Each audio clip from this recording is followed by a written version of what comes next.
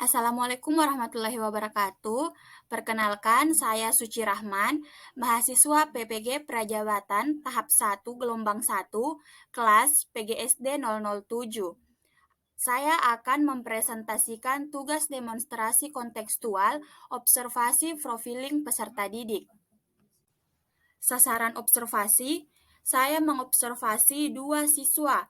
Yang pertama, Iva Atsira, yang akan saya sebut sebagai siswa A, dan yang kedua, Andi Muhammad Sami Sakti Sadewa sebagai siswa B. Kedua siswa tersebut berumur 11 tahun, yang berada pada jenjang kelas 5 sekolah UPT SPF SD Inpres BTN IKIP 2. Adapun indikator observasi ada 13 indikator. Yang pertama, etnik, kultural, status sosial, minat belajar, perkembangan kognitif, perkembangan psikososial, perkembangan emosi, perkembangan moral, perkembangan motorik, perkembangan fisik, kemampuan awal, gaya belajar, dan yang terakhir, motivasi. Hasil observasi pada indikator pertama, etnik, pada indikator pertama ini terdiri dari 4 aspek. Yang pertama, apakah peserta didik berasal dari suku dan budaya yang berbeda? Peserta siswa A berasal dari suku Bugis Makassar, dan siswa B berasal dari suku Bugis Bone. Yang kedua, apakah peserta didik menghargai keragaman etnik yang ada di kelas? Ya, kedua peserta didik menghargai keragaman etnik yang ada di sekolah khususnya di kelas 5. Beberapa etnik atau suku yang ada pada kelas 5 yaitu suku Bugis, Toraja, Makassar, dan salah satu dari suku NTT. Yang ketiga, apakah peserta didik mampu bekerja sama walaupun perbedaan etnik? Iya, kedua peserta didik tersebut mampu bekerja sama dengan temannya walaupun mereka berbeda etnik. Seperti pada kegiatan kerjasama dalam membersihkan bagian di kelas, mereka saling membantu dan bergotong royong untuk membersihkan area kelas. 4. Bahasa apakah yang digunakan peserta didik? Bahasa yang digunakan kedua peserta didik yaitu bahasa Bugis Makassar, bahasa Indonesia, dan sekali-kali menggunakan bahasa Inggris. Indikator kedua, kultur. Pada indikator ini terdiri dari dua aspek yang diobservasi. Adapun hasil observasinya, yang pertama, apakah peserta didik menyadari perbedaan kultur yang ada di kelas? Ya, kedua peserta didik menyadari bahwa mereka dalam satu kelas memiliki perbedaan. Walaupun begitu, ia tetap ingin berinteraksi dengan sesama temannya. Yang kedua, apakah peserta didik menghargai keragaman kultur yang ada di sekolah? Ya, kedua peserta didik menghargai keragaman kultur yang ada di kelas maupun di sekolah mereka. Mereka tidak mencela ataupun membenci satu sama lain. Indikator yang ketiga, status sosial. Adapun aspek yang diobservasi yang pertama, apakah pekerjaan orang tua peserta didik, pekerjaan orang tua siswa A sebagai pegawai kantoran, pekerjaan orang tua siswa B sebagai agen properti pro. Yang kedua, apakah peserta didik menggunakan gadget dalam proses pembelajaran? Ya, kedua peserta didik menggunakan gadget untuk membantu mereka dalam proses pembelajaran. Bahkan, peserta didik B menggunakan laptop dan membawa laptop ke sekolah untuk memudahkan ia. Yang ketiga, apakah peserta didik bermain bersama temannya tanpa membedakan status sosial yang dimiliki? Kedua peserta didik bermain bersama temannya tanpa membedakan status sosial. Terbukti bahwa di kelas tersebut ada siswa yang memiliki status sosial menengah ke atas dan ada juga yang memiliki status sosial menengah ke bawah. 4. Apakah peserta didik mampu menghargai status sosial yang berbeda di dalam kelas? Kedua peserta didik mampu menghargai status sosial yang ada di kelasnya tanpa membeda-bedakan. Yang kelima, apakah peserta didik mampu bekerja sama dengan temannya walaupun berbeda status sosial? Kedua peserta didik mampu bekerja sama di dalam kelas tanpa membedakan status sosial temannya. Mereka bisa saling berinteraksi satu sama lain tanpa harus membeda-bedakan status sosial. Indikator keempat, minat belajar. Ada 4 aspek yang diobservasi. Yang pertama, apakah peserta didik merasa senang saat mengikuti proses pembelajaran dan mata pelajaran apa yang disukai? Kedua peserta didik senang dalam mengikuti proses pembelajaran. Siswa A senang mengikuti pelajaran Bahasa Indonesia dan PLH, sedangkan siswa B senang mengikuti pelajaran Bahasa Inggris. Yang kedua, apakah peserta didik terlibat aktif dalam proses pembelajaran? Kedua peserta didik terlihat aktif dalam proses pembelajaran di beberapa waktu tertentu. Kedua peserta didik aktif saat menjawab pertanyaan pada pembelajaran matematika dan tematik di kegiatan pembelajaran pagi, sedangkan setelah istirahat biasanya kedua peserta didik tersebut terlihat kecapaian setelah melakukan proses pembelajaran, sehingga biasanya kedua peserta didik tersebut kurang aktif dalam proses pembelajaran. Namun di beberapa waktu tertentu juga peserta didik tetap aktif dalam proses pembelajaran walaupun pada akhir pembelajaran. Yang ketiga, apakah peserta didik memberikan perhatian penuh dan semangat dalam proses pembelajaran? Ya, kedua peserta didik memberikan perhatian yang penuh dan semangat dalam proses pembelajaran di dalam kelas. Yang keempat, jenis permainan apa yang disenangi dalam proses pembelajaran di kelas? Kedua peserta didik sangat senang ketika guru memberikan ice breaking di kelas. Salah satunya yaitu tepuk-tepuk, kuis, serta menebak anggota tubuh. Indikator kelima, perkembangan kognitif yang memiliki 7 aspek. Yang pertama, apakah peserta didik mampu berpendapat, bertanya, ataupun menjawab pertanyaan? Ya, siswa A mampu berpendapat, bertanya, dan menjawab pertanyaan selama proses pembelajaran berlangsung. Sedangkan siswa B biasanya tidak ingin bertanya ketika diberikan kesempatan. Yang kedua, apakah peserta didik berani tampil di depan umum? Kedua peserta didik kurang berani tampil di depan umum karena merasa bahwa dirinya malu dan kurang percaya diri. Yang ketiga, apakah peserta didik mampu berpikir kritis dan memecahkan masalah? Siswa A sudah mampu berpikir kritis, namun untuk siswa B kurang dalam berpikir kritis di dalam kelas. 4. Apakah peserta didik mampu berhitung dengan baik? Kedua peserta didik mampu berhitung dengan baik. Buktinya, mereka menguasai perkalian 1 sampai 10. 5. Apakah peserta didik mampu mengembangkan ide dan kreativitasnya? Kedua peserta didik mampu mengembangkan ide dan kreativitasnya seperti pada pembelajaran SBDP. Mereka diberikan kesempatan untuk menggambar sesuai apa yang mereka bayangkan.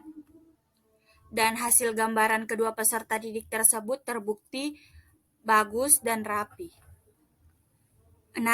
Apakah peserta didik memperhatikan guru ketika menjelaskan materi pembelajaran? Kedua peserta didik memperhatikan penjelasan guru selama proses pembelajaran di kelas. 7. Apakah peserta didik tertib dalam mengikuti proses pembelajaran? Peserta didik A mampu tertib dan mengikuti aturan yang ada di kelas selama proses pembelajaran, sedangkan peserta didik B biasanya kadang-kadang mengganggu temannya selama proses pembelajaran, namun ketika ditegur, mereka kembali fokus. Indikator ke-6, perkembangan psikososial yang memiliki 5 aspek. Yang pertama, peserta didik tidak melakukan aktivitas yang mengganggu dan merugikan orang lain. Peserta didik A tidak melakukan aktivitas mengganggu orang lain, sedangkan peserta didik B biasanya mengganggu temannya untuk mengisi waktu luang. 2. Peserta didik membantu teman atau guru yang memerlukan. Kedua peserta didik selalu membantu guru maupun temannya ketika membutuhkan, seperti membantu guru dalam membawa buku dan membantu temannya ketika teman kehilangan pulpen. Yang ketiga, Apakah peserta didik mampu bekerja sama dengan temannya? Kedua peserta didik mampu bekerja sama dengan temannya jika berkelompok.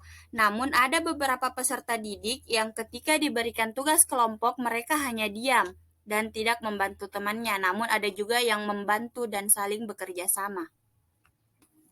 4. Apakah peserta didik memiliki rasa percaya diri? Kedua peserta didik kurang memiliki rasa percaya diri yang tinggi, alasannya karena mereka takut salah dan mereka malu. 5. Apakah peserta didik mampu bersikap positif dan berinteraksi dengan temannya? Peserta didik A mampu berinteraksi dengan temannya dengan baik, sedangkan peserta didik B biasanya hanya berinteraksi dengan teman laki-lakinya saja dan teman dekatnya.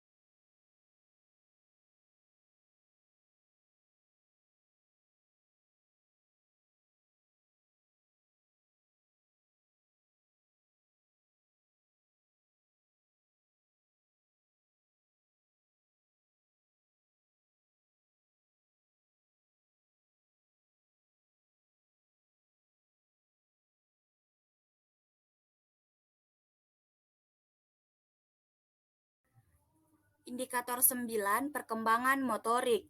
Yang pertama, peserta didik memiliki keterampilan gerak, berjalan, berlari, dan melompat. Ya, kedua peserta didik memiliki keterampilan gerak yang baik dan bagus. Yang kedua, peserta didik mampu menggunakan tangan dan kakinya dengan baik.